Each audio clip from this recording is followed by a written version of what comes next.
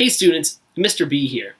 Today I'm going to be reading to you the second half of Wilma Unlimited, which is written by Kathleen Krull and illustrated by David Diaz. Now, if you haven't watched me read the first part of this book, go back and watch that video first. I'll put the link to the video in the description of this one. Now, in Wilma Unlimited, we learned about somebody named Wilma Rudolph, a real person who lived in Tennessee in the 1940s. She had a really big family, and she grew up pretty sick. In fact, when she was young, she had polio, and it made her lose the ability to walk with her left leg. She eventually got a leg brace, but she still wasn't able to do things at school like play basketball or run around. When we finished the first part, we just learned that Wilma, through her hard work and determination, was able to take that leg brace off and walk around without it. In fact, she and her mother took that leg brace and mailed it back to the hospital because she knew she'd never need it again. So, let's see what Wilma is up to now.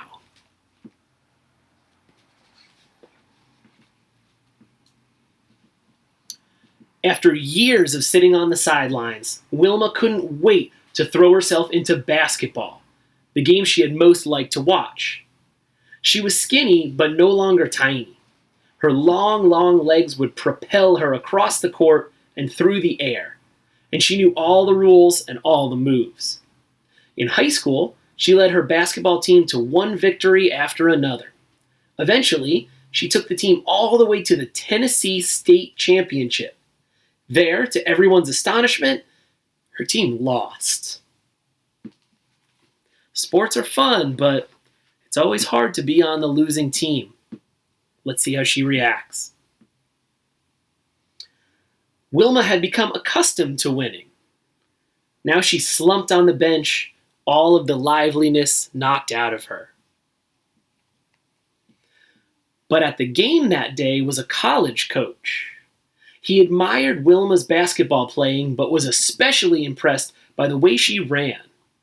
He wanted her for his track and field team. With his help, Wilma won a full athletic scholarship to Tennessee State University. That means not only did she get to go to the college and be on the running team, but the school paid for her to go. She was the first member of her family to go to college. Remember, she had 19 older brothers and sisters. That's impressive. Here's Wilma getting ready to run track. 8 years after she mailed her brace away, Wilma's long legs and years of hard work carried her thousands of miles from Clarksville, Tennessee. The summer of 1960, she arrived in Rome, Italy, to represent the United States at the Olympic Games as a runner. Just participating in the Olympics was a deeply personal victory for Wilma, but her chances of winning a race were limited. Simply walking in Rome's shimmering heat was a chore, and athletes from other countries had run faster races than Wilma ever had. Women weren't thought to run very well anyway. Track and field was considered a sport for men. We know that's not true now. And the pressure from the public was intense. For the first time ever, the Olympics would be shown on television, and all the athletes knew that more than 100 million people would be watching. Worst of all, Wilma had twisted her ankle just after she arrived in Rome. It was still swollen and painful on the day of her first race. Let's see how that affects her. Yet once it was her turn to compete, Wilma forgot her ankle and everything else. She lunged forward, not thinking about her fear, her pain, or the sweat flying off her face. She ran better than she ever had before, and she ran better than anybody else. Grabbing the attention of the whole world, Wilma Rudolph of the United States won the 100-meter dash. No one else even came close. An Olympic gold medal was hers to take home. There she is crossing the finish line first in the 100-meter dash. But she wasn't done. She still had more events to run in the Olympics. So when it was time for the 200-meter dash, Wilma's graceful long legs were already famous. Her ears buzzed with the sound of the crowd chanting her name. Such support helped her ignore the rain that was beginning to fall. At the crack of the starting gun, she surged into the humid air like a tornado. When she crossed the finish line, she had done it again. She finished far ahead of everyone else.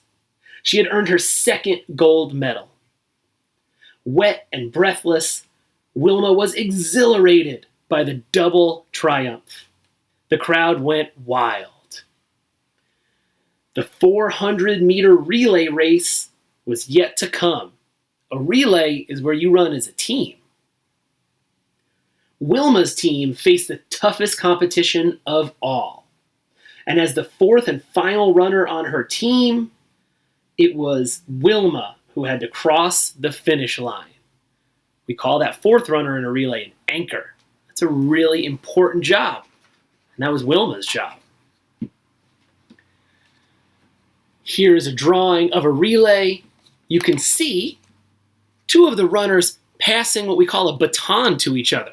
When you run a relay race and your turn is finished and it's your teammate's turn, you hand that baton off to them. You see a whole bunch of runners and two teammates passing that baton to each other.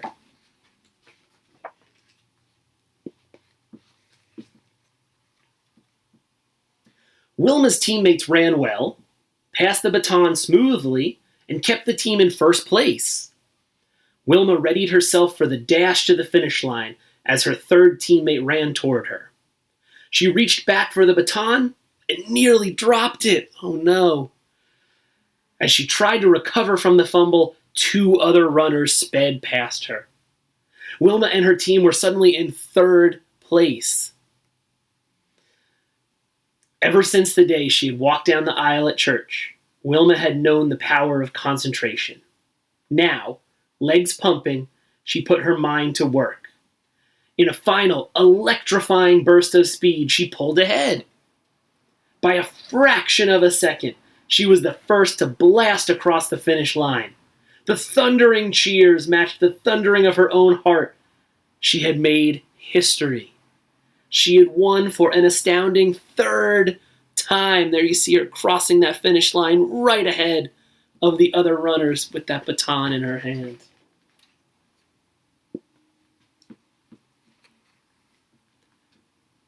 At her third ceremony that week, as the band played the Star-Spangled Banner, Wilma stood tall and still like a queen, the last of her 3 Olympic gold medals hanging around her neck. Wilma Rudolph, once known as the sickliest child in Clarksville, had become the fastest woman in the world. There she is, standing proud with her Olympic gold medal. The end. In what way would you consider Wilma to be a hero? Did she face challenges that were more difficult than other people would? What lessons do you think we could learn from Wilma Rudolph's story? Think about these questions and maybe have a chat with a parent, family member, or a friend about it. And if you want to learn more about Wilma Rudolph, I put a bunch of links in the description of this video where you can learn even more about her. Remember, Wilma Rudolph was a real person, and this was a true story. Pretty inspirational, too. Thanks for listening, everybody. See you next time.